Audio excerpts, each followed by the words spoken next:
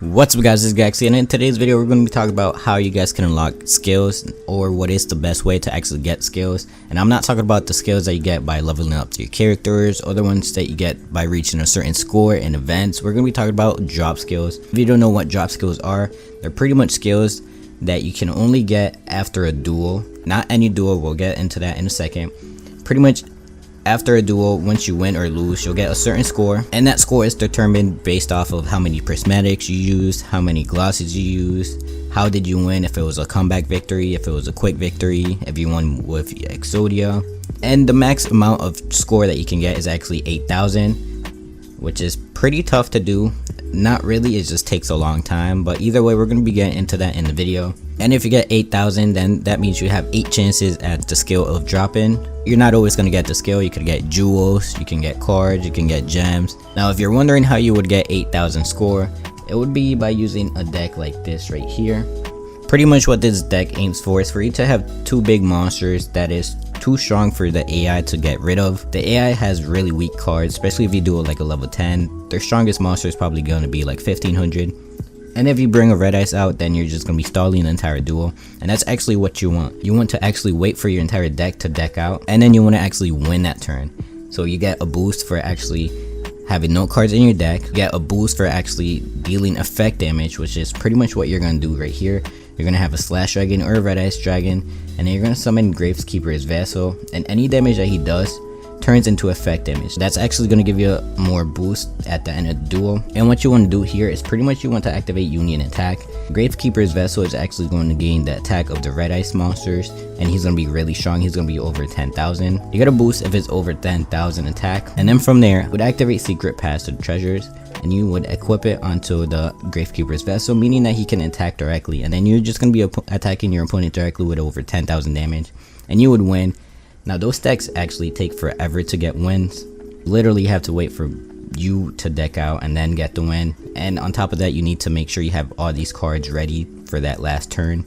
So with that being said, a faster way, which is not going to be fun, and people are probably going to hate you for this, is going to be suicide decks. What suicide decks do is that pretty much you're going to be killing yourself off just to get the duel over quicker. Now the downside to this deck is that you only get 1,000 to 3,000 duel results. That's pretty much just giving you 3 chances at getting the skill that you want. And on top of that, people are going to really hate you. So I would suggest that if you're going to use this in casual duels. That's literally all you're going to see in casual duels. If you try to go and duel on casual duels, like every other duel is going to be a suicide deck because everyone's trying to get their skills.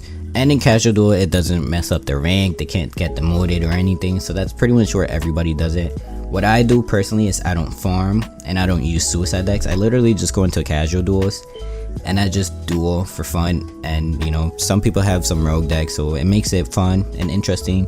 And then every other duel is going to be a suicide deck, so it makes my process easier. But if you want to make like the quickest farm ever, you would just do suicide decks and just kill yourself off. Every other duel you'll most likely just go up against another suicide deck, and that'll just make your process even quicker. But now that we got the decks out the way, how can you actually farm these skills? Now there's actually 2 ways that you can actually get the skills. You can get them from either PvP, by dueling in ranked duels, or casual duels, does not matter which one. And the other one would be dueling legendary duelists. Now as you guys know, legendary duelists only appear every so often in the duel world. You can actually auto duel one every couple hours, but for you to actually duel them on demand, you would have to go to the gate. This is where you would bring in your farm decks if you actually want to farm. The good thing is that you don't have to duel any specific level. You can do a level 10, you could do a level 20, level 30, or level 40. Best way, like the highest chance of you getting the skill, would be dueling the level 40s. If you don't have the level 40s, then it would be the level 30s. You just want to make sure you duel the highest level.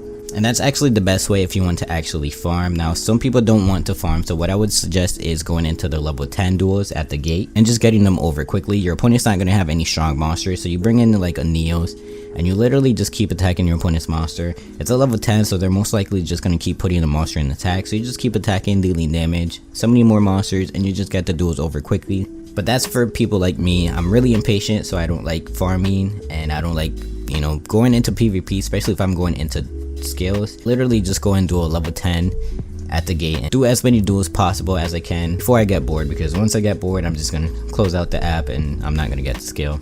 Now another thing you can do is you can actually go into PvP and you can use OTK decks. Now OTK decks aren't going to guarantee you a first turn win or anything, so they're going to be taking you guys a little bit longer, but it can get duels over pretty quickly depending on what type of deck you make.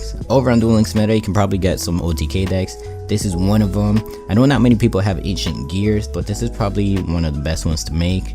But you can also use decks like Neos. Neos is technically an OTK deck because you can bring out Keeper of Dragon Magic, search for Neos Fusion, and you'll have Keeper of Dragon Magic and Neos Fusion. If your opponent has no cards, then that's an OTK right there. You just attack directly twice and you get a win. It's like a more basic OTK deck. It's not really meant to be OTK, but you guys get the point. That's usually what I do.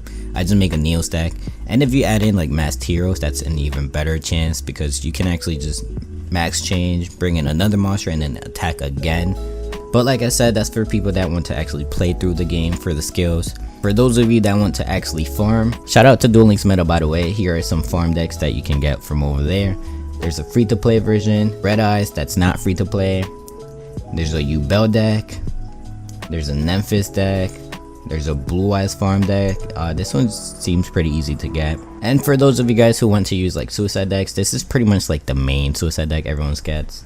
If you go into casual duel, you can literally just find somebody with this deck and copy their deck. But if you just want to go and make it right now, here's the deck.